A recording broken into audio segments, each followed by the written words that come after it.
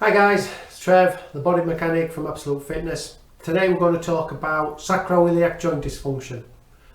Whoa, what is that you're talking about? Sounds like Japanese. Well, it's formed by an articulation between the sacrum and the ilium bone. So the ilium bone is the bit that you can feel, your hip bone. Now, dysfunction stems from the change in the position between them two bones, so they're moving on themselves. It's generally caused by an imbalance of muscle which attaches to the pelvis and the sacrum. Now, you can have a ligament injury to that joint, or even a fracture to the sacrum, which is going to give you very similar pains, and it's also very similar to non-specific back pain. So how would you identify you've got sacro-iliac joint dysfunction? Well, you tend to have pain and tenderness in the upper area of the buttocks.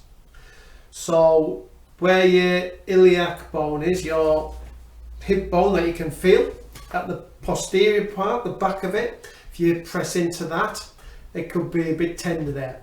Tenderness when touched around the sacro-iliac joint. So your sacro-iliac joint, if you imagine the middle of your back, down in between your buttocks, you've got your sacrum. If your ribs went out inch and a half, you should be at the sacro-iliac joint where it joins the ilium.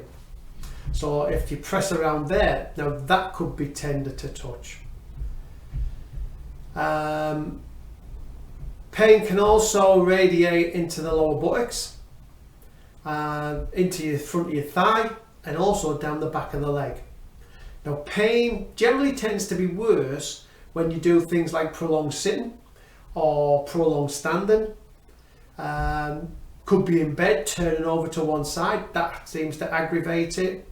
And if you decide whether you're getting the pain down the leg, if you step up on that side, that can generate pain as well.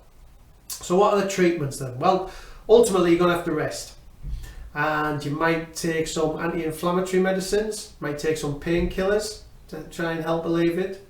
But as long as it's not a fracture, couple that with some physical therapy based around stretching of the tight muscles, strengthening of the weakened, lengthened muscles, strengthening of your pelvic floor as well, because you need to get that strong, and general core strengthening. So really, come to my core workouts, massively help if you've got sacroiliac joint dysfunction.